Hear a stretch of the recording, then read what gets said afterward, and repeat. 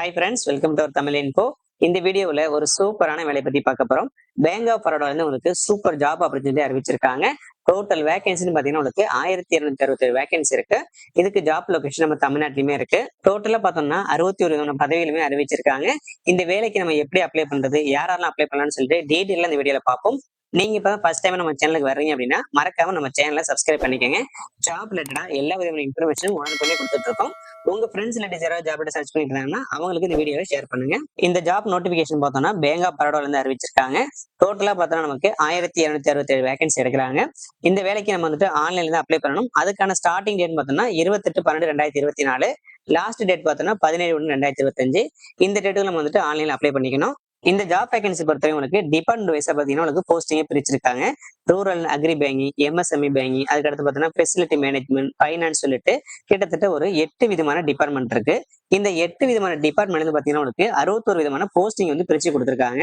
So ஒவ்வொரு department பார்த்தோன்னா உங்களுக்கு ஒவ்வொரு விதமான போஸ்டிங் வந்து அலோகேட் பண்ணிருக்காங்க. இதுல ஃபர்ஸ்ட் பார்த்தோன்னா ரூரல் அக்ரி பேங்கிங். இதுல பார்த்தோன்னா உங்களுக்கு அக்ரிகல்ச்சர் மார்க்கெட்டிங் ஆஃபீஸர் பார்த்தீங்கன்னா ஸ்கேல் 1 கேட்டகரியில் எடுக்கிறாங்க. அதே டிபார்ட்மெண்ட்ல அக்ரிகல்ச்சர் மார்க்கெட்டிங் மேனேஜர், இது பார்த்தோன்னா ஸ்கேல் 2 கேட்டகரியில் ஆட்களை தேர்வு செய்யறாங்க.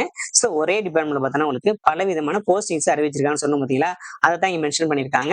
இதுல பார்த்தோன்னா ஸ்கேல் 1 கேட்டகரியில 150 வேகன்சி இருக்கு. ஸ்கேல் 2ல பார்த்தோன்னா 50 வேகன்சி இருக்கு. ஸோ இந்த டோட்டல் வேகன்சி நமக்கு வந்துட்டு கேட்டகரி வைஸா பிரிச்சு கொடுத்துருக்காங்க. எஸ்சிக்கு பார்த்தோன்னா உங்களுக்கு 22 வேகன்சி, எஸ்டிக்கு 11 வேகன்சி.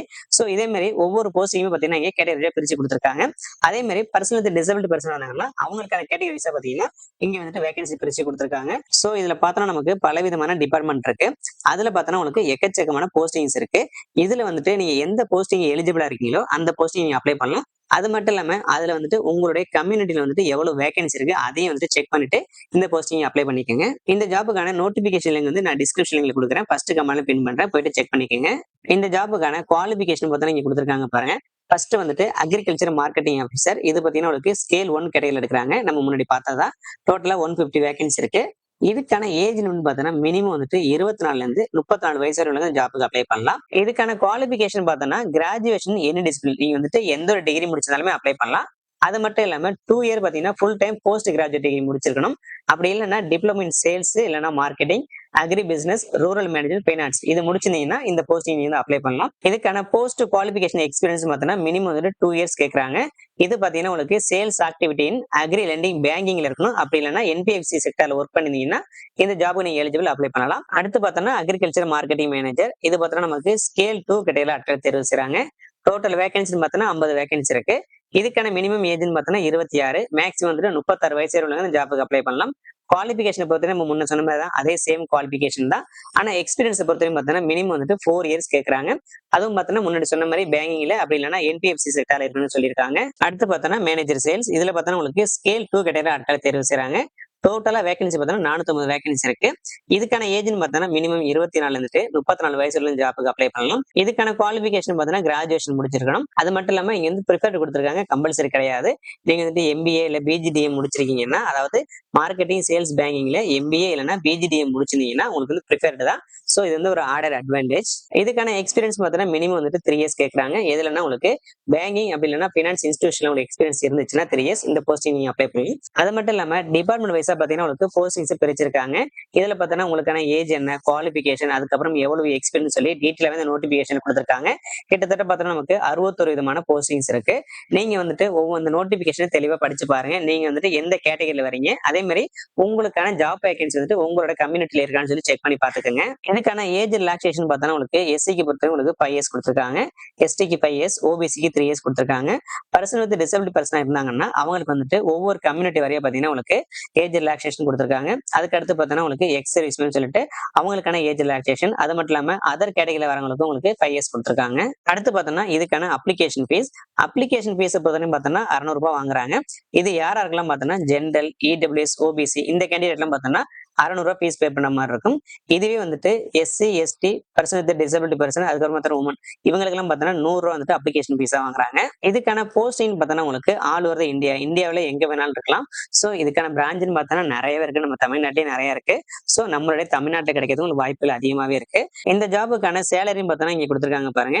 ஸ்கேல் 1க்கு எவ்வளவு salary, scale 2, scale 3, scale 4, scale 5 அதே மாதிரி ஒவ்வொரு கேட்டகரி வைஸாவும் நீங்க வந்துட்டு எந்த போஸ்டிங் போறீங்களோ அதுக்கு தகுந்த பார்த்தீங்கன்னா உங்களுடைய சேலரி வந்து டிஃபர் ஆகும். ஆகும். இந்த ஜாபுக்கு நீங்க அப்ளை பண்ணீங்க அப்படின்னா உங்களுடைய மினிமம் சிவில் ஸ்கோர் பாத்தீங்கன்னா 650 இருக்கணும். இல்லைன்னா அதுக்கு மேல இருந்தா மட்டும் தான் இந்த ஜாபுக்கு நீங்க அப்ளை பண்ணலாம். இந்த ஜாபுக்கான ப்ரொபேஷன் பீரியட் பாத்தீங்கன்னா உங்களுக்கு 12 மந்த் கொடுத்திருக்காங்க. இதுக்கான செலக்ஷன் ப்ராசஸ் பார்த்தா உங்களுக்கு ஆன்லைன் டெஸ்ட் இருக்கும். அடுத்து பார்த்தா உங்களுக்கு சைக்கோமெட்ரிக் டெஸ்ட் இருக்கும். இந்த சைக்கோமெட்ரிக் டெஸ்ட் இல்ல அப்படின்னா வேற ஏதாவது உங்களுக்கு டெஸ்ட் வைப்பாங்க.